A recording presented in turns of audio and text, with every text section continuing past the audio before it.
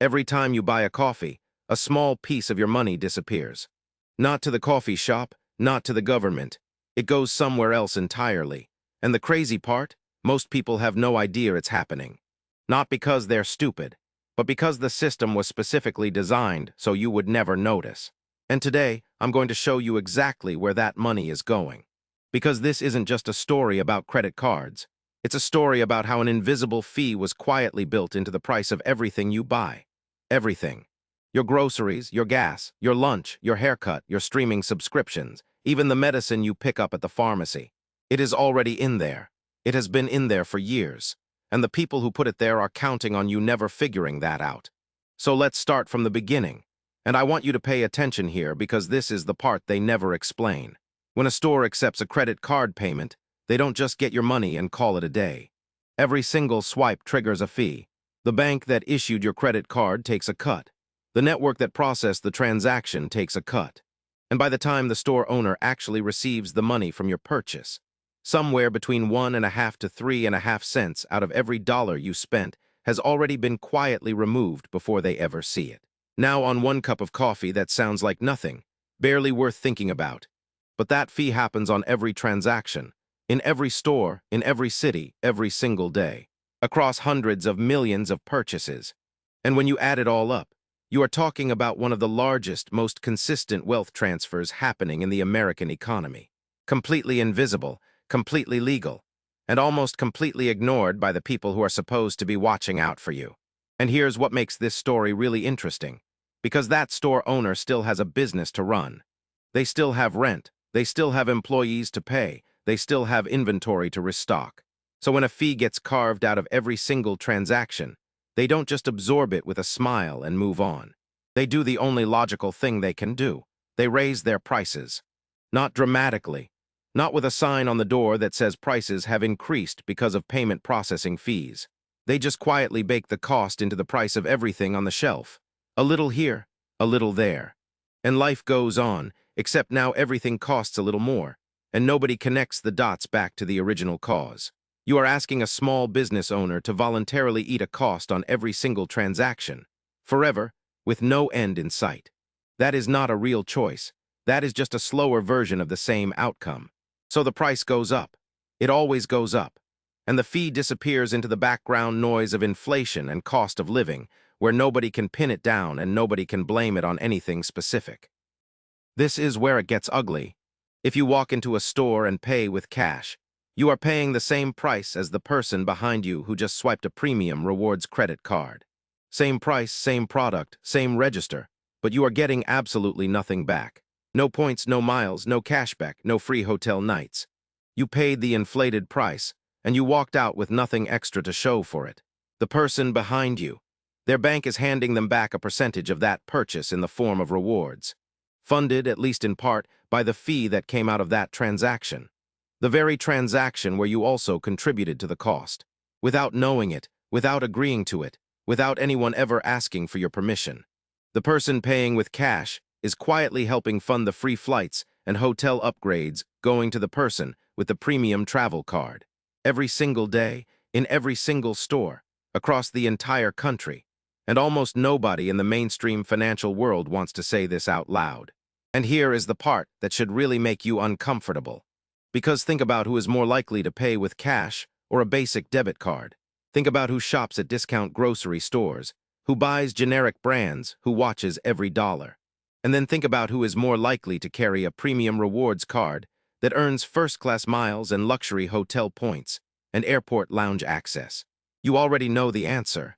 This system, completely legally, moves money from one group of people to another. Quietly, invisibly, every time someone swipes a card at a register. Now at this point, you might be thinking, okay, but I have a rewards card too, so at least I'm getting something back, right? And technically, yes, but here's the thing that nobody actually tells you. Not all rewards cards are equal, and the math is probably not working out the way you think it is. The banks that issue the premium cards, the ones with the massive sign-up bonuses, the fancy airport lounges, and the concierge services, they charge higher fees per swipe, which means the prices at stores go up a little more to cover those higher fees. And the people who benefit most from this arrangement, are the ones spending the most money on the most premium cards and earning the most rewards back in return. For the average person with a basic rewards card, when you actually sit down and account for the price inflation they are absorbing across everything they buy every month, the cashback they earn back is smaller than the extra cost they were already quietly paying. They think they are winning a game, but they are really just losing more slowly than the person paying cash. The house always wins, and in this case, the house is the bank that designed the game. And the people who actually built all of this, they are doing just fine. Because let's be honest about who truly benefits here. The card networks, the big banks, the rewards programs. These are not charities handing out free vacations out of the goodness of their hearts.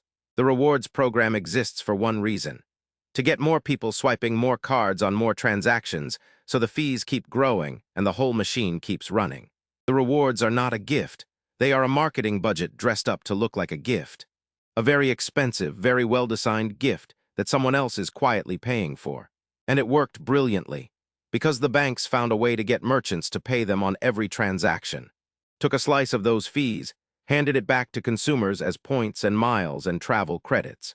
And in doing so, created an enormous army of loyal, enthusiastic customers who defend this system online, optimize this system obsessively, and actively recruit their friends and family into the same system. It is genuinely one of the most effective business models ever constructed in the history of consumer finance.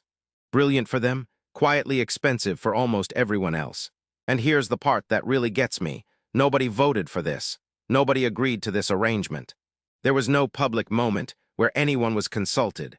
Yes, let's design a system where a hidden cost gets baked into the price of everything.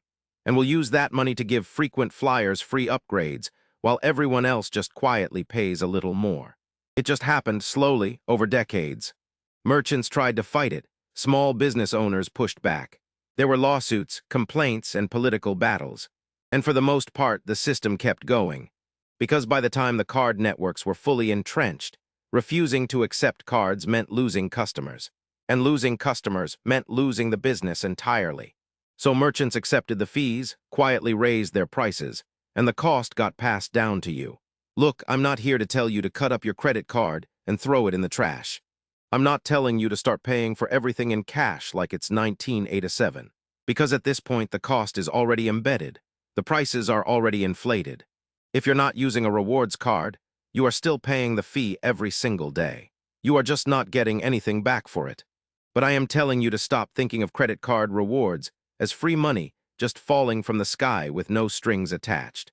Because nothing about this system is free. Someone always pays.